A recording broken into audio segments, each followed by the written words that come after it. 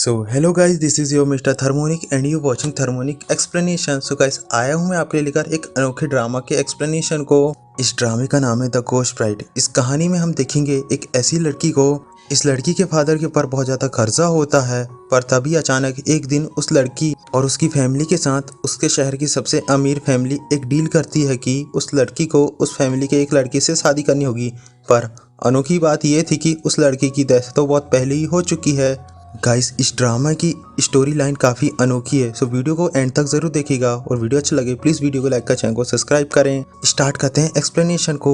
हम देखते हैं ग्रैंड माँ को जो लीलैन से कहती है, अच्छा हुआ तुम जल्दी उठ गई क्योंकि आज एक अनोखा दिन है। फिर लीलैन अपने फादर के साथ नीचे ब्रेकफास्ट कर रही थी कि तभी हमें पता चलता है कि आज लीलैन की मॉम की डेथ एनिवर्सरी थी, इसलिए इन्हें टेम्पल जाना था। हमें यहाँ पता चलता है कि लोग पहले बहुत अमीर थे, पर जैसे ही लीलैन की मदर की मौत हुई उसके फादर टेंशन में रहने लगे और उनका बिजनेस भी फेल होने लगा। यही रीजन था कि वह आज टेम्पल आने से भी मना कर देते हैं। वही हम देखते हैं लिल और ग्रैंड माँ को, जहाँ पर शादी के लिए एक पोस्टर लगा हुआ था। अब इससे पहले कि ग्रैंड माँ लीलैन को शादी के बारे में कुछ कह पाती, लीलैन कहती है कि ग्रैंड माँ आप फिक्र मत करिए, मैं कभी शादी नहीं करूंगी क्योंकि मुझे इन सब चीज़ों के चक्कर में कभी नहीं पड़ना है। अब लीलैन की मदर के लिए ये दोनों टेंपल में पहुंचकर उसके लिए प्रेयर करते हैं। इसी समय हम देखते हैं एक शेन नाम के लड़के के लिए भी प्रेयर हो रही थी जिसकी मौत कुछ ही महीनों पहले हुई है। हमें पता चलता है कि दरअसल शेन लीलैन के स्कूल का क्लासमेट था।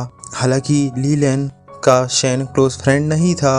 अब ये लोग टेंपल से सीधे घर आ जाते हैं। हम देखते हैं लीलैन को जैसे काफ़ी ज़्यादा भूख लगी हुई थी। वह तुरंत ही जाती है किचन में, जहाँ पर उनके शेफ मिस्टर वोंग किसी न दिखने वाली चीज़ से बातें कर रहे थे, पर जैसे वह लीलैन को देखते हैं तो बात को पलट देते हैं। फिर रात को ये लोग जब डिनर कर रहे होते हैं तो मिस्टर वोंग सभी को बता रहे थे कि जो शहर की सबसे अमीर फैमिली है उन्होंने एक पार्टी रखी हुई है उनकी बेटे की डेथ के बाद, और उन्होंने हमें भी बुलाया हुआ है। हालांकि इस बात को सुनकर लीलैन के फादर हैरान हो जाते हैं क्योंकि वे लोग तो गरीब बन चुके थे। अब क्योंकि उन्हें उस सेलिब्रेशन में जाना था तो लीलैन के डैड अपनी शेविंग से कुछ पैसे ग्रैंड माँ को देते हैं और कहते हैं तुम सभी अपने लिए अच्छे कपड़े ले लो। अब वे सभी लोग पार्टी में पहुंचते हैं। हालांकि इतनी पार्टी का थीम ऐसा था जैसे सेलिब्रेशन का हो, पर जबकि इनका तो बेटे की डेथ हुई है। वही हम देखते हैं मैडनलेन को जो कि उनका वेलकम करती है। फिर वह लीलैन को एक टास्क में भेजने को कहती है। वह उसे कहती है कि तुम भी जाकर उस टास्क में परफॉर्म कर सकती हो। लीलैन जाकर टास्क को परफॉर्म करने लगती है, पर उससे वो चीज़ अच्छे से नहीं होती तो वह उसे वहीं पर रखकर उठकर आ जाती है।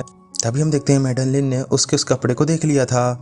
तभी हम देखते हैं कि सीढ़ियों के ऊपर कुछ अजीब सी आवाज़ आती है तो लिन उस आवाज़ का पीछा करती है। वह उस कमरे में जाकर बंद हो जाती है जो कमरा शेन का था। तभी वह प्रेयर करती है उसके पोर्ट्रेट के सामने। तभी हम देखते हैं कुछ स्टाफ जो आपस में बातें कर रहे थे वह स्टाफ से डर कर वहाँ पर नीचे बेड में जाकर छिप जाती है। वो दोनों ही स्टाफ शेन के बारे में बुराई कर रहे थे कि अच्छा हुआ ये मर गया क्योंकि इसने हमारा जीना बहुत दूभर करके रखा था। तभी हम देखते हैं कि उसी साइड में कोई और भी होता है।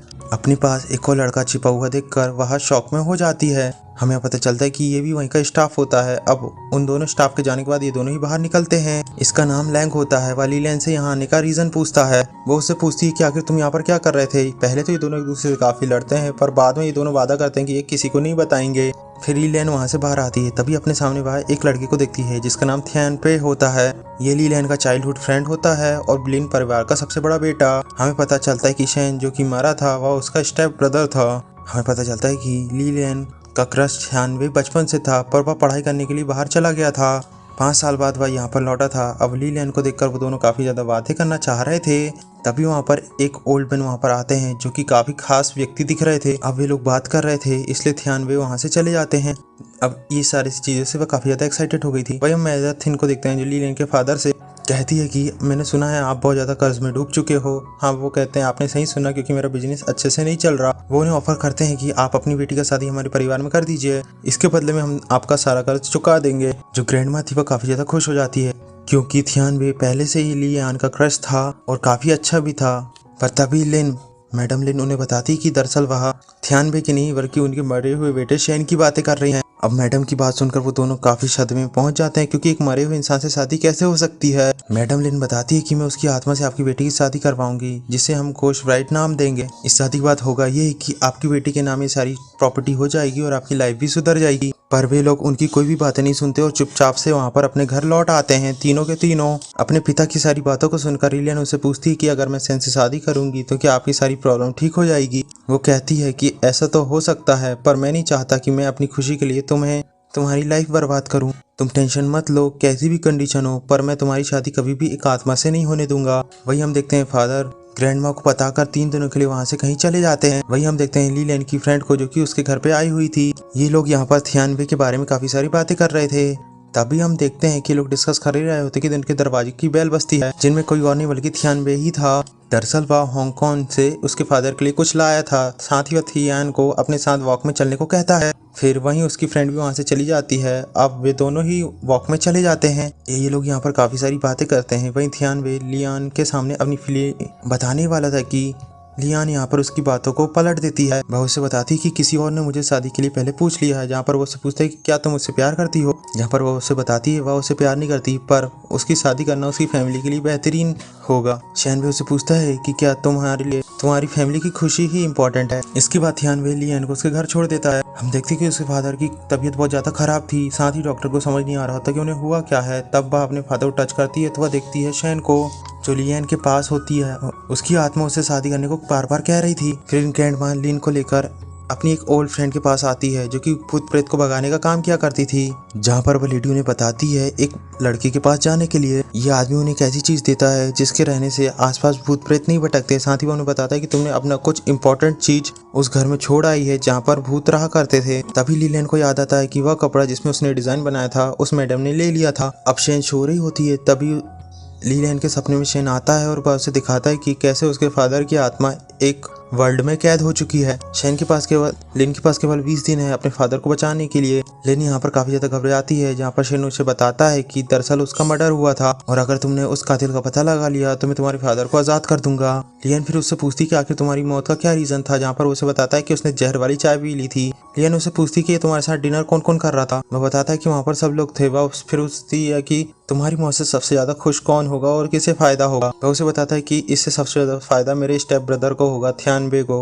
क्योंकि सारी प्रॉपर्टी और घर का मुखिया वही बन जाएगा। अब लियान उसके नाम सुनकर चौंक जाती है क्योंकि थियानबे को पसंद करती थी। वही थियानबे को देखते हैं जो कि लियान के घर में आया था। दरअसल वह डॉक्टर था, इसलिए वह उसके फादर को चेक करने के लिए आया था। पर यहाँ पर लियान बार बार उससे थियानबे से उसके ब्रदर के बारे में पूछ रही थी कि क्या उसका मर्डर हुआ था, उसे किसने मारा। पहले तो थियानबे उसकी बात पर कोई जवाब नहीं देता, पर बार बार पूछने पर वो उससे इसका रीजन पूछता है। वह उसे बताती है कि मुझे लगता है शेन और मेरे फादर के बीच कुछ कनेक्शन है। थियानबे उससे कहता है कि नहीं, ऐसा कुछ नहीं है, तुम्हारे फादर अभी जिंदा है। फिर लेन अपनी हेयरिंग ढूंढने का बहाना बनाकर उनके घर में चली जाती है और परिवार के बाकी सदस्यों से मिलती है। हम देखते हैं मैडम मिन को, जो कि शैन की मदर थी और थियानबे की स्टेप मदर।